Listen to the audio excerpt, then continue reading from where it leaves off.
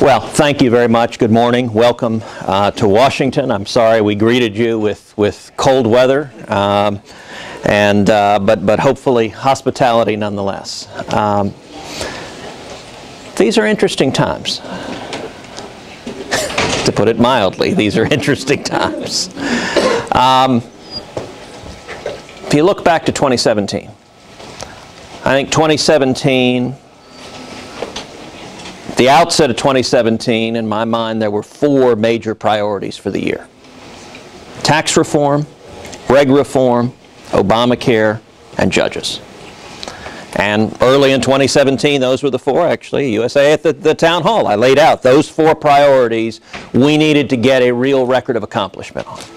And my view was if we could deliver on those, it would have real and meaningful impact for Texas and for the country. And if we failed to deliver on those four, it would be an enormous and heartbreaking missed opportunity. Looking back, I think we saw at the end of 2017 a remarkable record of accomplishment on those four. There were times in the year when it looked like we may get little to none of them accomplished.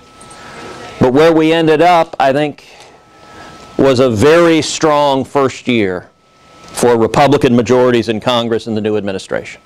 Tax reform, as everyone knows, we passed an historic tax reform bill in December. Good job. A big tax cut across the board, targeted to everyone in this room. Targeted at job creators. The number one focus on this was creating more jobs, raising wages, expanding economic growth, expanding opportunity.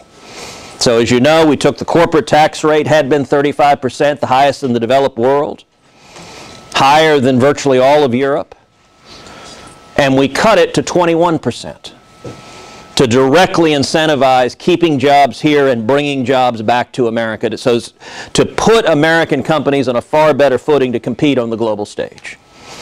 We also changed to a territorial tax system, so the roughly $2.9 trillion in capital U.S. corporations have overseas is now not subject to double taxation and is coming back.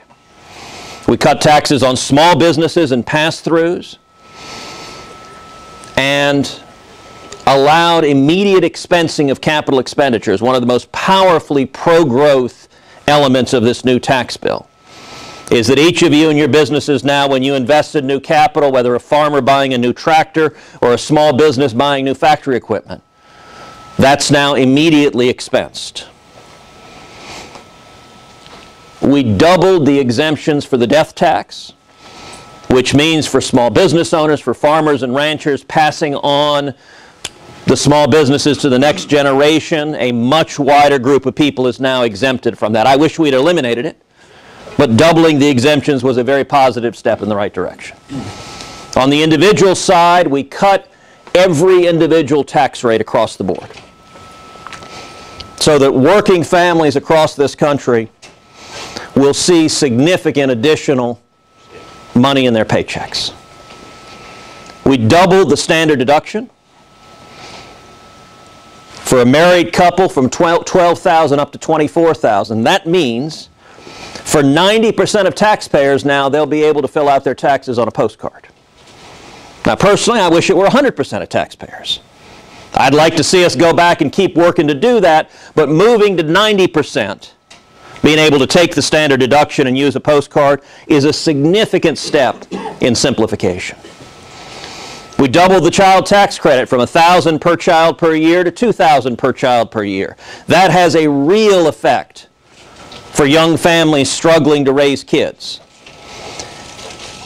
You know, it's an interesting time because politics is so polarized. It's unfortunate how polarized it is. When we were voting on the Senate floor, some hecklers were up in the gallery, began screaming, "Stop killing me!" I have to admit, I stopped kind of puzzled. I'm just like, wait, how exactly is cutting your taxes killing you? I'm not quite following the reasoning on this, how this is leading. And it's a sad statement. You know, historically, tax reform has always been bipartisan. If you look at Reagan in '81 and '86 when he cut taxes, Tip O'Neill was Speaker of the House then, a Democrat. You look at the 81 tax cut, the person who carried the Reagan tax cut in the House was then a conservative Democrat from Texas named Phil Gramm. In 86, one of the leaders in the Senate was a liberal Democrat from New Jersey, Bill Bradley. Cutting taxes has always been a bipartisan endeavor. I will say it was sad, it was disappointing in December that when we voted out this tax bill, it received a total of 0 Democratic votes in the House and 0 Democratic votes in the Senate. That's unprecedented and it's unfortunate. It's a manifestation of just how divided this town is right now.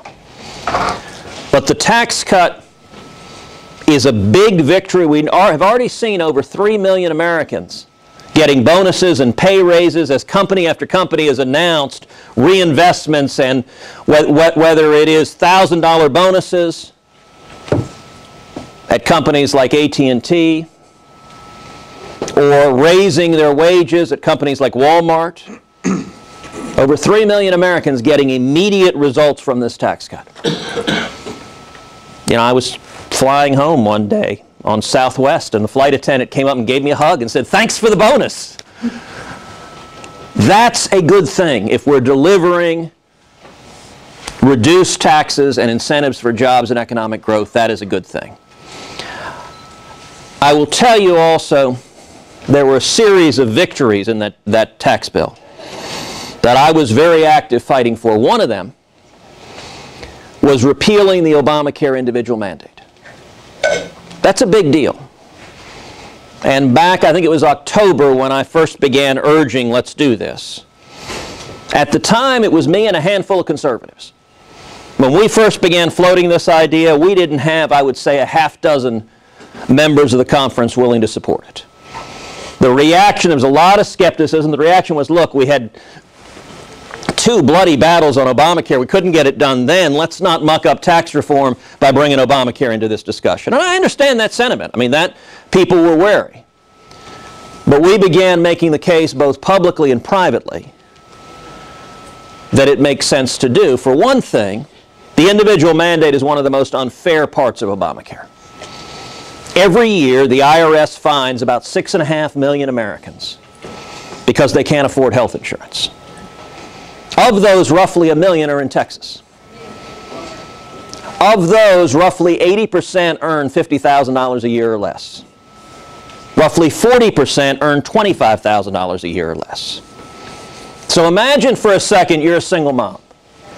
You're working your fingers to the bone. You're trying to feed your kids. You're not even making $25,000 a year.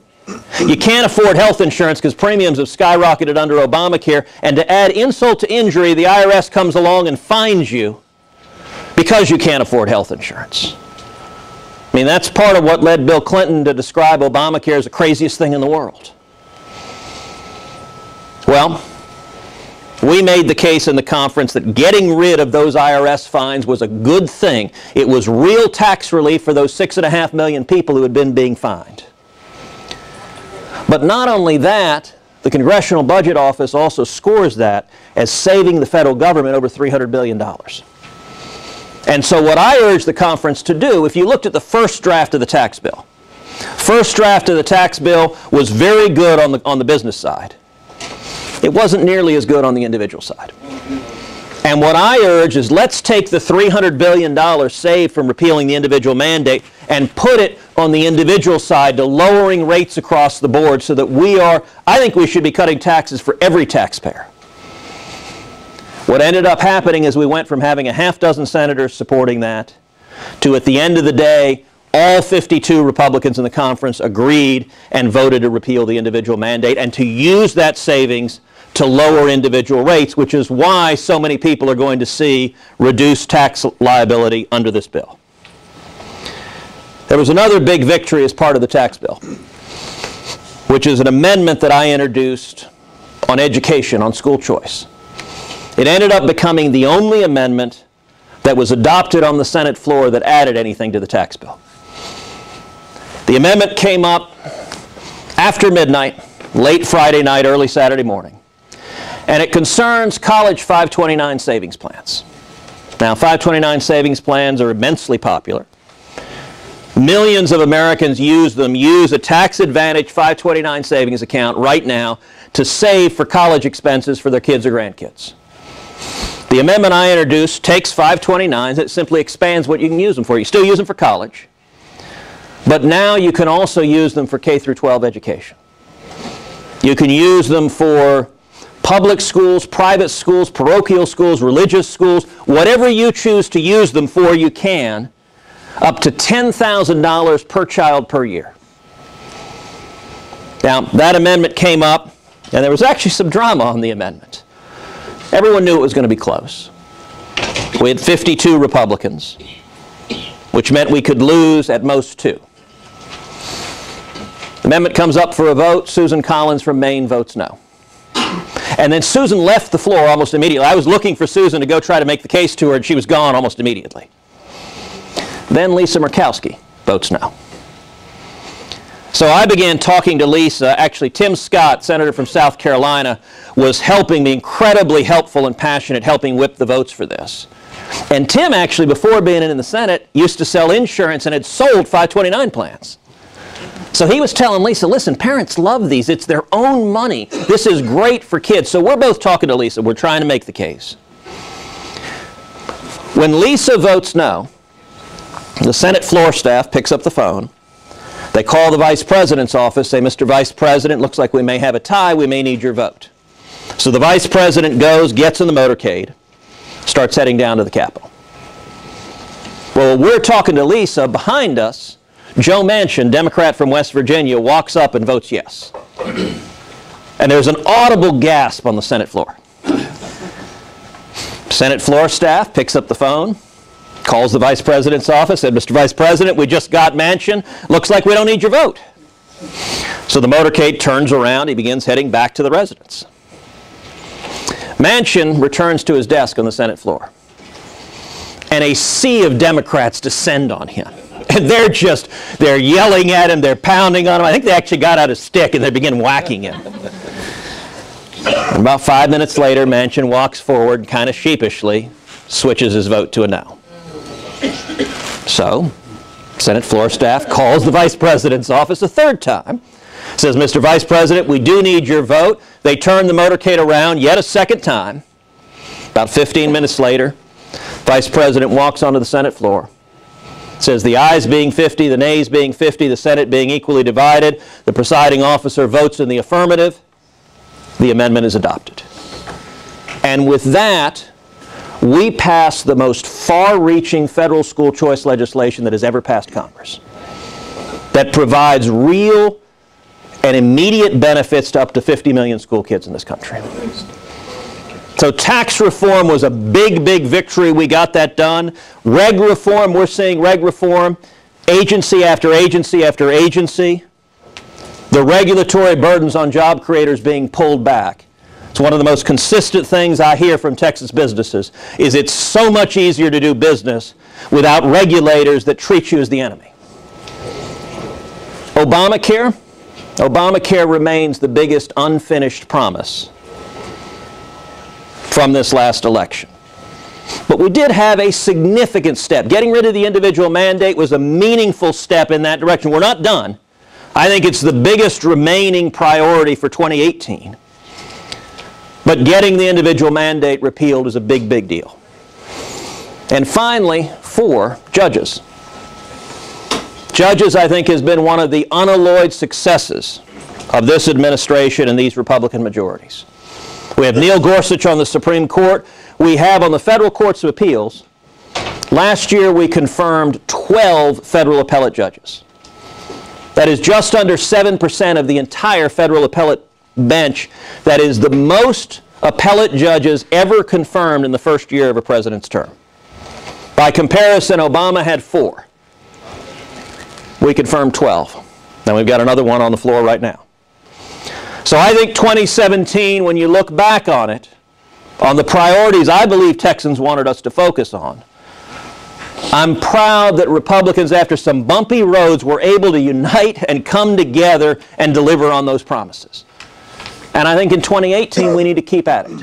We need to keep focusing on reg reform, on reducing the burdens on job creators. We need to finish the job on Obamacare, which I still think is a massive drain on the economy. And we need to lower health insurance premiums so that health insurance is more affordable. We need to keep working on jobs and economic growth. My number one overarching priority is jobs and economic growth. And the reason is simple. It's what I hear from each of you.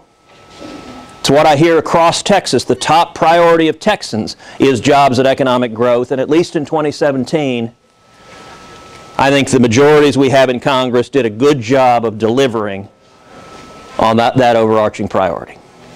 And with that, I'm happy to answer maybe one or two questions. One quick question for the Senator, please.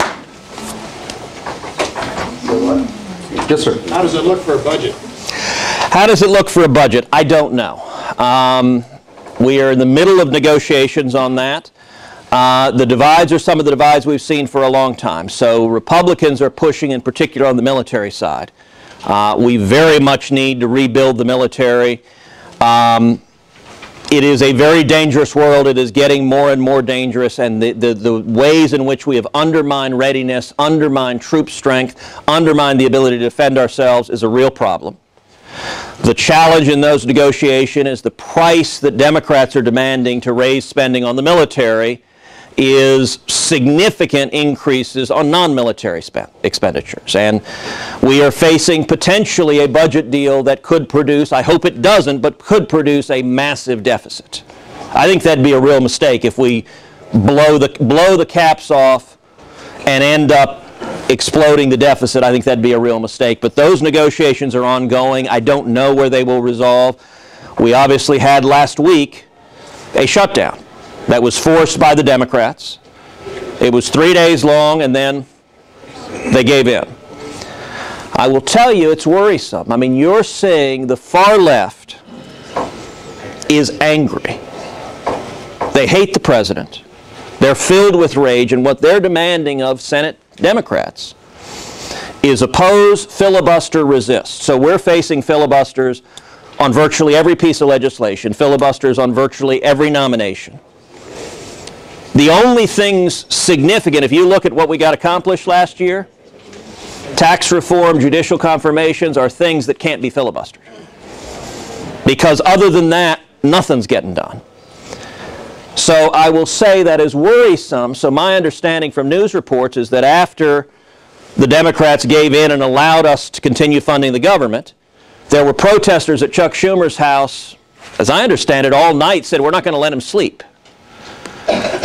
That dynamic is worrisome because I think the pressures are going to remain on the Democratic leader and Democratic senators to force another shutdown. I think there's a real possibility we'll see that happen. It could be as soon as February 8th. I hope it isn't.